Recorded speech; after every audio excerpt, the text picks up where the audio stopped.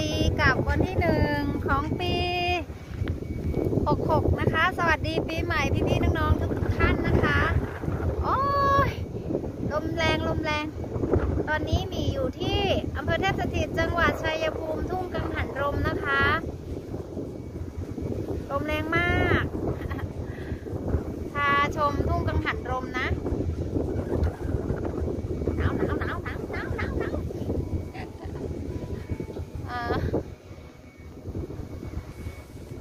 อยู่ใต้ต้นกังหันลมนะ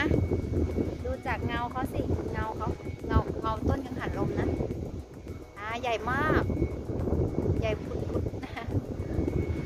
ของจริงก็20คนโอบนะน่าจะประมาณเสียงดังด้วยจะไม่ปิดเสียงนะคะให้ได้ยินเสียงลมเลย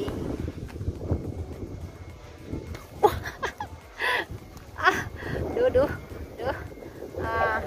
เสียงดังกึกเลย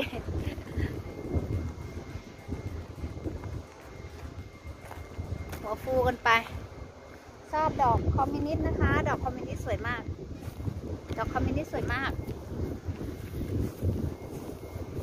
กี้มีหนุ่มๆมาจอดรถแซวด้วยบอกเขาจีบได้เบอร์โอ้จะเจอกันที่บ้านแล้วกันนะ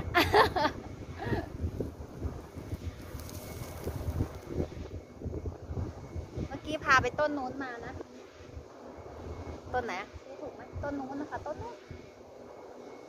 ไปดูดอกดาวเรืองกันนะพาไปไลฟ์สดดูดอกดาวเรืองก็อ้อมมานี่เลยอ้อมมาประมาณ7 กิโลนะร้อน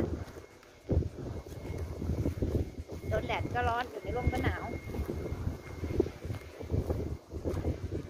ชอบดอกคอมมิวนิสต์นะสวยลู่ลมเป็นอิสระไม่มีเจ้าของลู่ลมเป็นอิสระไม่มีเจ้าของนะชอบมากมันบ่งบอกนิสัยคนนะเสียงดัง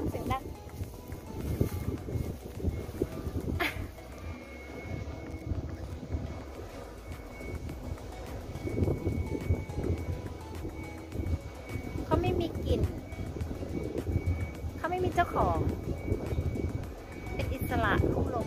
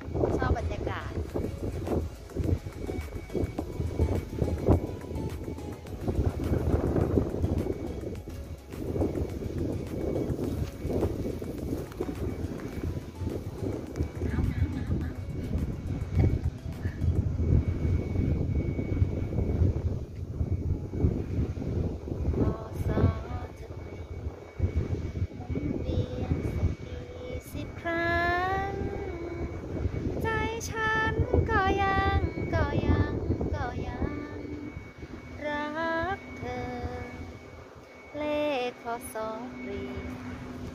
กี่เดือนเคลื่อนไปเสมอใจฉันก็ยังรักเธอไม่เคยแปรเปลี่ยนตามความรักฉันมันเจอกันไม่ว่าปีไหนพอสอเคลื่อนไปเคลื่อนไปเคลื่อนไปเนื้อห้ามสอขอสอจ้าตื่นใจก็คือฟ้างามอ้อมกอดฟ้าสีครามรักเธอทุกกสอนะจ๊ะโอบเราให้มาแนบชิดฉันรักเธอ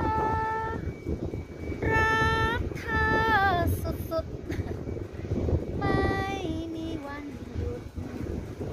แม้แต่เสาร์อาทิตย์ตั้งแต่เธอมากลับบ้านดีกว่าอยู่ตรงนี้นานแล้วค่ะพี่หมอบ๊ายบายจุ๊บจุ๊บเริบๆนะครับ ไปมันทุกต้นแล้วค่ะได้เวลากลับบ้านแล้วค่ะบ๊ายบาย